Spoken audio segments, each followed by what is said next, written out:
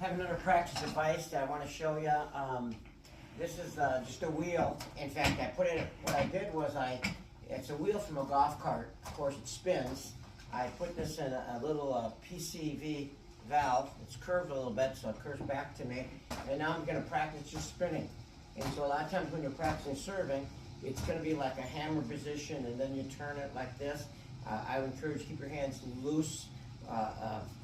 One of the great servers would always have his fingers like open like this, almost like he karate chop, and then his fingers would be pointing this way.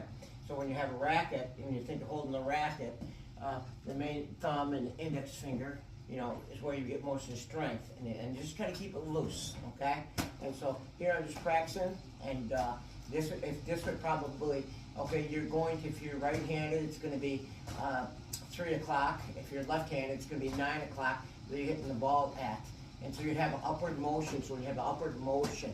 And so it's like that, and you can push forward if you like this way. It's a great way of practicing, strengthen your muscles, practicing that natural pronation that you should have, such as when you throw a curveball. Okay, you're practicing natural motion, and just finding ways to practice. And then when you think about hitting the ball, you can also hit the ball on the side, the back of the ball. This would be the side of the ball. This would be the back, so you got a different position. So often people are chasing toss. It's amazing how many times I see them teaching kids how to toss the ball when it's so simple. Just think about it's not that hard. Okay, you shouldn't be chasing the ball. Put the ball in the same place every time. It's not that hard. And so you find your contact point and put the ball right there. Okay? And you shouldn't be chasing the ball at all. Okay? And so a simple way. So this is just a great way of practicing. I'm hitting the back of the ball, now the side, and then it's also strengthened my arm and going this way.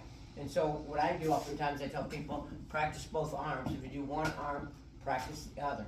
And so that way you're also strengthening both sides of your body, and I believe you're less susceptible to injuries. And so you don't want to overuse one side of the body. And just a great way of practicing, and just do it in a relaxed motion.